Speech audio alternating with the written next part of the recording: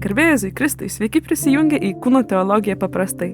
Tinklalaidė, kurioje remdamiesi išlaisvinančių Švento Jono Pauliaus II mokymu, per pokalbius gilinsimės į tikrąjį kūno, jo grožio ir paskirties supratimą. Su Kūno teologija susipažinsime testinai, kiekviena laida įves į sekančią, todėl kviečiame klausytis nuo pirmos laidos iki paskutinės nuosekliai dėl jūsų pačių geresnio suvokimo. Taip pat jeigu santuokoje, tai nėra nesantuokoje, jo tiesiog santykiuose tarp vyro ir moters yra akcentuojamas kūnas ir išaukštinamas. Yra pavojus, kad vienintelis dalykas, kuris įtraukia į abu ir kuris jiems bus svarbiausias, tai bus lytinis aktas. Nes ten dalyvauja kūnai ir kūnai ten gauna pasitenkinimą ir ten svarbu, kad būtų kūnas ten kabutėse geriausiai būsenoj stovi ir taip toliau.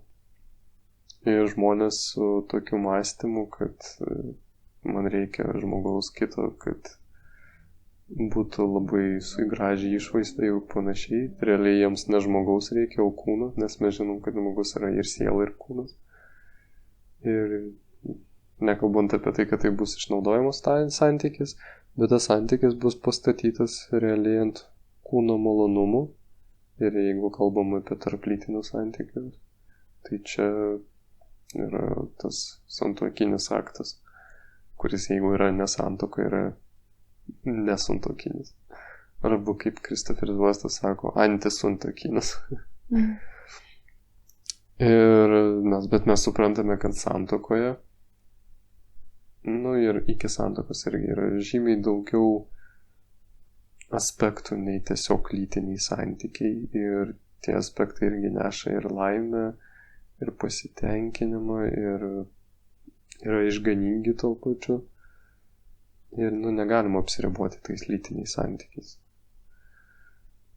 Ir nes ačiū Dievui, negali tiek tu daug mylėtis, nes visų pirma, kūnas neatlaikys. Ir panašiai. Tai čia... Pirmo vietą. Jo, ta prasme, ir ateis momentas, kai mylėtis jau nebegalima bus. Ar tai senatvė, ar tai, nežinau, kažkokios traumos, ar ligos, ar dar kažką. Arba jeigu žmonės naudojasi natūraliu šeimos planavimu, tai išvis yra susilaikymo laikotarpį. Žodžiu, santykiai, kurie išaukština lytinį aktą aukščiau visko, tai ne tik yra išnaudojimas ir nebrandumas ir santuokos nesuvokimas, bet tai yra ir sąlyga tam, kad santykiai nesuveiktų, nes tai nėra net tiesiog pagal laiko dalį didžiausia dalis visų santykių ir nėra svarbiausia. Žodžiu, jeigu tai yra pagrindas, tai kaip ir nepalieka vietos ištikimybei, nes tada santykiai trunka tik tol, kol yra patenkinami šitie dalykai. Jo. Tikrai nebus vietos ištikimybei ir kitiems nuostabiems dalykams, kurie yra santuokinio gyvenimo dalimi. Dėl to neverta ant šito pagrindo statyti visus santykius, nes tai yra visiškai netvirtas pagrindas. Ir apskritai svarbu neapsistoti ties lytiškumo apraiškomis, kurie yra išraižyti kūne, nes mūsų nuodėmingai iškreiptame pasaulyje išvaizdai būdingos asmens tos lytiškumo apraiškos gali ne visiškai ar net klaidingai atspindėti, kaip brandžiai asmuo atpažįsta savo lyties dovanai ir ją įkūnija iš tikrųjų. Nes tos apraiškos, jos labiau genetiškai yra sąlygotos. Ten, nežinau, kaip čia, pavyzdžiui, ant kiek daug raumenų ten turės vyras, nežinau, ir panašiai, kiek jo ten kaulų struktūra, viso skeleto struktūra bus, ar netrodys, ar ne, ir tikrai jisai bus per tai vyriškesnis, ar ne, iš išvaizdos. Su moterim ten, nežinau, kokios ten formos, dydžio krūtis bus, kokia bus apskritai talijos ir ten klubų forma ir panašiai. Tai viskas yra nulemta labiau genetikos. Nors, kaip ir minėjau, mes pasąmoningai tai surišame su asmenybės bruožais. Būtent tame, ant kiek žmogus yra brandus savo lyties atstovas. Ant kiek vyras yra vyriškas ne pagal išvaizdą, bet pagal savo elgesį, pavyzdžiui. Tai dažnai nėra kažkaip daug ryšio tarp to, kaip ant kiek vyriškai atrodo vyras ir ant kiek vyriškai elgesi, pavyzdžiui. Arba kartais tai iš vis gali klaidinti, kur vyras gali atrodyti labai vyriškai, bet elgtis tai ne kažką, ne. Arba atvirkščiai, kur vyras gal nelabai atrodo taip, sakykime, vyriškai kabutėse, bet yra tikras vyras savo darbais. Tai čia labai padeda Kristaus žodžiai, kad pažinsite juos iš vaisių. Kad medis atrodo vienaip, bet svarbiausia pamatyti vaisius ir juos įvertinti. Net yragi gamtoje taip, kad yra tokie augalai, kurie apsimeta kitais augalais dėl to, kad gautų kažkokių bonusų. Tai čia nėra gal apsimetimas, bet jo, svarbu neapsigauti. Ir reikia žiūrėti, kokiamis akimis aš žiūriu į žmogų, su kokia intencija ieškau partnerio, ne? Širdies giliausi troškimai. Kad nebūtų taip, jog aš ieškau savo tiesiog kažkokio gražaus eksponato į kolekciją. Trofėjus, jo, šitas tai visiškai. Aš manau, daug kas galėtų atpažinti save, ar tai praeitį, ar tai dabar. O trofėjus reikia. Kad kažkaip visuomeniai geriau atrodyčiau, kad patikčiau savo draugams, savo šeimai, kad kažkam įrodyčiau iš kas praeitį gal vadino mane nevykėliu ar panašiai, kad aš vis dėlto nesu nevykėlis, nes pažiūrėk, su kokia pana aš vaikštau, ne? Ką gavau, sumedžiojau, galima sakyti. Jo. Taip nužemina iki gyvulio net. Sumedžiojau. Jo, iki daikto, iki gyvulio, iki bet ko. Papuošalo irgi. Nes tai visą tai yra koncentracija į save ir savo norus. Man noriu šito, man šito reikia ir panašiai. Čia yra santykis, kur yra dėl kažko, o ne dėl savęs. Ir klaust galima savęs, ar pritrauktas grožio kito žmogaus, tai yra širdimi tikrai noriu pažinti jį. O ne tai, kad tiesiog savo kolekciją uždėjau varnelę ir vaikštau visiems rodau, kas man nuskilo. Ir taip pat svarbu ir, kad mano išvaizda atitiktų mano vidinį pasaulį. Nes jinai skirta yra išreikšti jį, kas jame slepiasi. Ir priešingų atveju žmonės apsigauna dėl neatitikimo, ne? Kaip jau kalbėjome. Ir jeigu žmogus sąmoningai tai daro, tai drąsiai galime pavadinti tai veidmainystę, iš tikrųjų. Arba net apgaulę ir panašiai.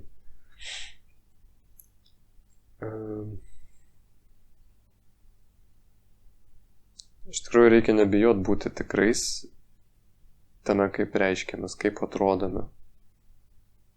Ir kaip Jėzus sako, viena iš mano mėgstamiausių eilučių, tiesa, jūs padarys laisvais, ne? Ir standartai, kuriems norit atitikti, nepadarys jūsų laisvais, bet tiesa. Nes realiai visi kalba apie tą soulmate, nežinau kaip lietuviškai išversti. Sielos draugas. Jo, tas žmogus, kuris yra man skirtas, kuris mane mylės tokį, koks aš esu. Nu tai jeigu tu nori tokio žmogaus, tai tu turi apie save sakyti tiesą, ne tik žodžiais, ne tik, nežinau, ne tik žodžiais, bet ir savo išvaizdą, savo darbais irgi. Kad žinotų žmogus, koks tu esi ir kad tas žmogus, kuriam tu tikrai gali patikti, kad jis tave atpažintų. Nes kitu atveju jis tave neatpažins. Ir to soulmate ir nebus. Čia gal dažnai, kai iš abiejų pusių veikia. Ypač jeigu įsimyli kokį žmogų. Tada ir pats nori pasirodyti geresnis jam. Ir tiek pat ir jį matai geresniu. Tai iš abiejų pusių veikia, kad jeigu nematai tiesos, tai nei pats gali surasti partnerio, kuris iš tiesų tau patinka, nes matai jį geresnį negu yra. Arba, ir negali rasti partnerio, kuriam tu patiktum, nes neparodai savęs pilnai. Taip. Dėl to tiem, kas nori tokių... Nes čia būna kaip vaikščiojimas tamsoje, jeigu tu netikras save išreikši. Nes tada ieškai to soulmate'o, bet negali rasti, nes jūs viens kito net nepastebėt. Ir tada kaip tamsoje tiesiog ieško. Tai, sakykime, aplengvins tikrai paieškų tą procesą buvimas tiesoje. Ir jeigu kalbam apie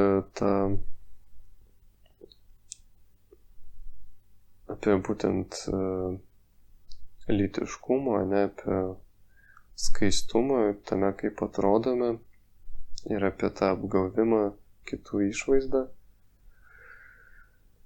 tai čia veikia ir vyrams, bet gal čia dažnesnis atvejis pas moteris, kad jos nori pritraukti dėmesį prie savo asmenybės, bet pritraukia prie kūno. Pavyzdžiui, moteris suvokia, kad turi gražų kūną ir turi ką parodyti ir žino, kad tai pritrauks dėmesio ir jinai apsirengia atitinkamai.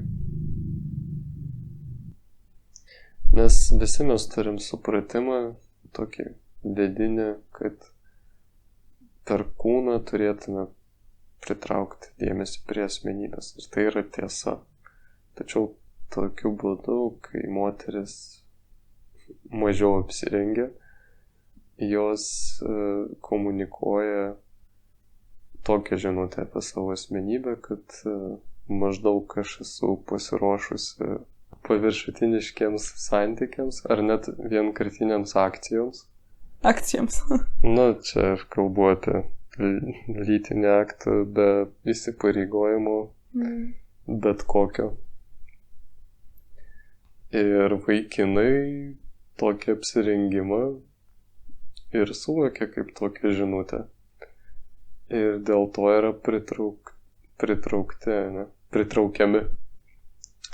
Ir būtent tokie vaikinai, kurie to ir ieško. Vaikinai, kurie ieško gilesnių santykių ir kažkokių gilių asmeninių santykių irgi, kurie ieško ilgalaikių santykių, su įsipareigojimu. Jie matant tokią merginą, gal ir atkreips dėmesį, bet tikriausiai per tai, kad susigundės. Ne? Bet tai nebus jų pagrindinis tikslas. Tai iš tikrųjų labai lengva patikrinti, ar mergina taip elgėsi, kaip ir norėjo. Labai lengva patikrinti, ar merginos lūkesčiai išsipildė. jeigu, pavyzdžiui, prieičiau prie jos, ane, ir akivaizdžiai žiūrėčiau, taip, sakykim, ne į akis. Ir paklausčiau, ar esi patenkintas. Nes jos intencija tikriausiai buvo pritraukti dėmesį prie savo asmenybės. Tiesiog jinai pasirinko ne per geriausią kelią. Tai čia merginoms noriu pasakyti, kad jūs esate vertos meilės ir be visų šitų nusirengimų ir nešvankaus dėmesio pritraukimų. Ir kiekvienas žmogus yra vertas meilės, tai tiesiog būkite savimi ir reiškitės taip, kaip yra iš tikrųjų jūsų viduje, ne? Tai yra savo asmenybę rodykit ir kūnas, kuris atspindės tą asmenybę, bus patrauklus žmonėms, nes būsit tiesoje ir tas žmogus, kuris jūs tikrai norės mylėti ir matys jumise dovaną ir net lobį, tikrai nepraeis pro šoną, nes pastebės tą jūsų grožį. Ir galiausiai vien tai, kad kūnas yra galingas ir tą žinutę, kurią rodo ir perduoda, kad, nes būna dažnai kaltina tada tuos, kurie priima blogai žinutę, blogai priima, bet gal labiau priima tą žinutę, kurią kūnas spinduliuoja, nors jinai nebuvo ta žinutė žmogaus intencija. Taip, ir žmogus, kuris rodo kažką savo kūnu, yra taip pat atsakingas kaip ir tas, kuris tą žinutę priima. Vėlgi, kaip ir mūsų religija yra bendruomeninė, taip ir tokie dalykai yra bendruomeniški tuo, kad mes viens už kitą atsakingi esame. Ir kad iš tiesų darom įtaką vienas kitam, ir žodžiais, veiksmais, bet ir kūnu. Taip. Tai turėtų būti gera įtaka. Turėtume jaustis atsakingi viens už kitą, kad padėtume meilę ir tiesiog pasiekti dangų. Vienas kunigas labai taip įdomiai palygino mūsų išganimą su krepšinio žaidimu. Krepšinio? Taip, kur sako, kad mes visi vienoj komandai ir krikščionybė yra komandinis sportas, o pergalė yra dangus. Tai mūsų kelias į dangų nėra individualistinis, bet komandinis. Tai tas pats ir su tais rūbais. O prieš ką žaidžiam? Demonus? Kaip sakė jo Paulius, prieš kunigaikščius, kunigaikštystės ir visas tas dvasias. Ne, kunigaikštį vieną šio pasaulio ir tada galios, kunigaikštystės ir taip toliau. Kaip minėjom epizodė apie laišką Efeziečiams, kad kovojam ne su kūnu ir krauju, bet su tom jėgom, kurios mus verčia nusidėti. Ir apskritai atvira apranga tokia, jinai priešingai nei galvoja pasaulis. Ta prasme, pasaulis galvoja, kad tai yra seksualu, kai žmogus turi kuo mažiau rūbų. Bet jeigu taip pažiūrėsim, tai visiškai ne. Tai gali paradoksaliai skambėti, bet kuo mažiau rūbų, tuo mažiau seksualumo, nes parodo, jog, pavyzdžiui, moteris nesaugo savo to slėpinio, ne?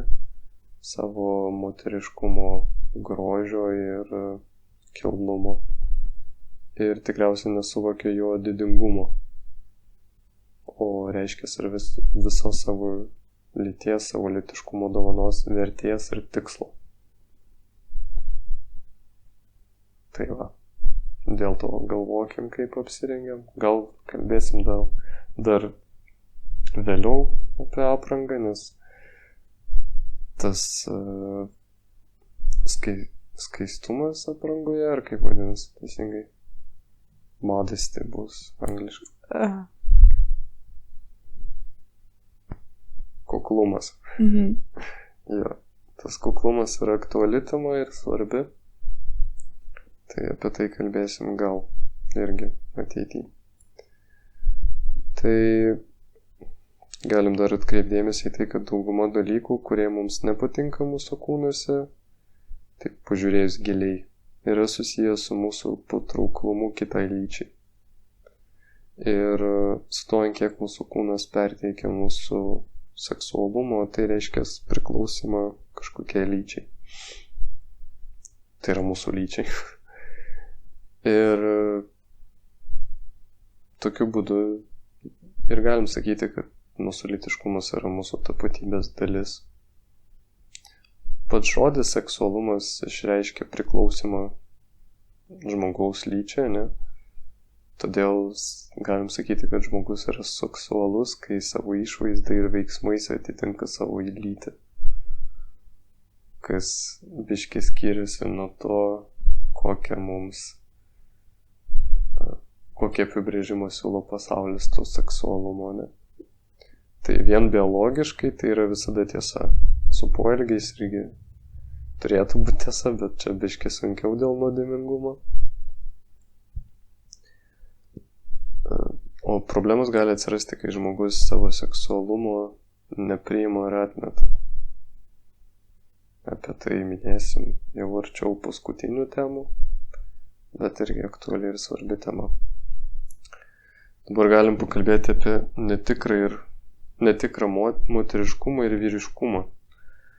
Čia nekalbam jau apie kūną, bet apie charakterio bruožus, žmogaus veiksmus ir panašiai. Yra tam tikri bruožai, kurie stereotipiškai priskiriami vienai ir kitai lyčiai. Pavyzdžiui, kad moteris pletkina, ne? Ir tada kažkas galėtų pasakyti, kad tai yra moteriška. Aš įdėčiau tai kabutės, moteriška pletkinti. Su to nesutinku. Visų pirma, pletkai yra nuodėmė. Tai reiškia, kad tai yra priešinga meiliai. Nes tai yra puolimas į tą žmogų, kuris yra apkalbinėjimas, apie kurį yra pletkinama.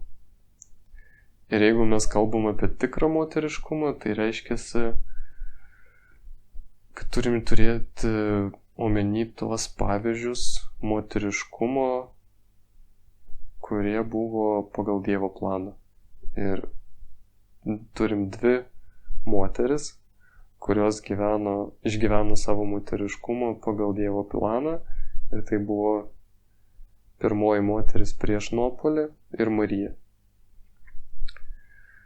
Apie pirmąją moterį tai mes mažiau žinom negu apie Mariją.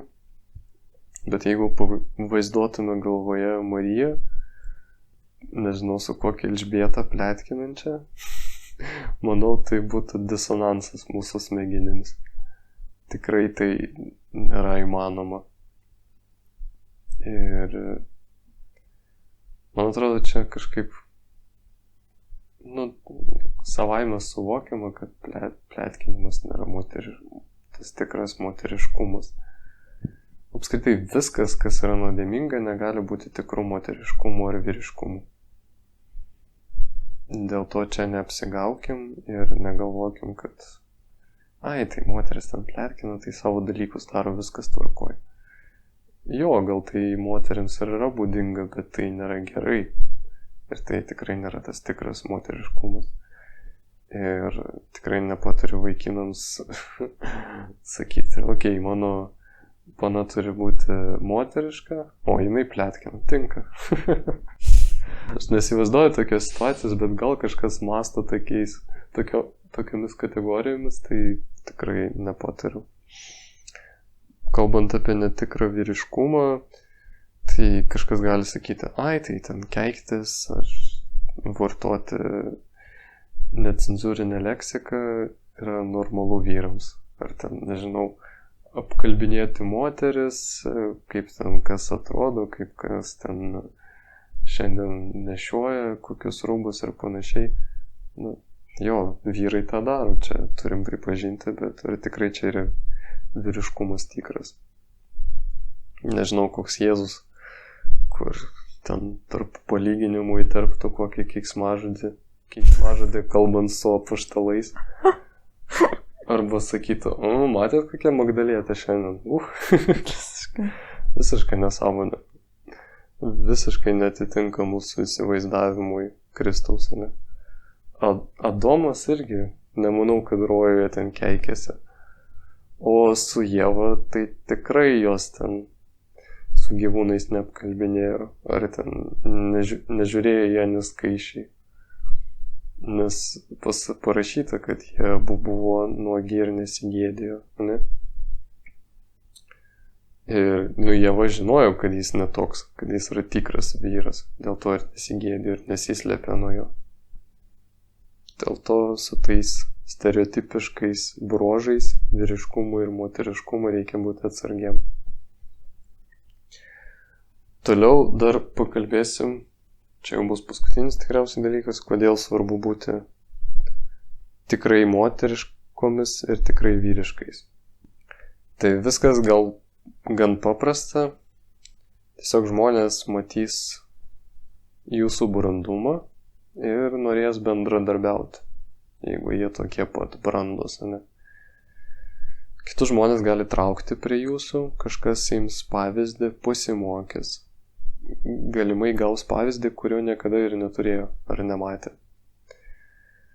Atvirkštiniu atveju tai tampa skandališka ir gundo žmonės, nes galvoja, jeigu jisai taip padarė, tai gal čia nieko tokio. Ypač jeigu jūs esate autoritetas kitam žmogui, ne?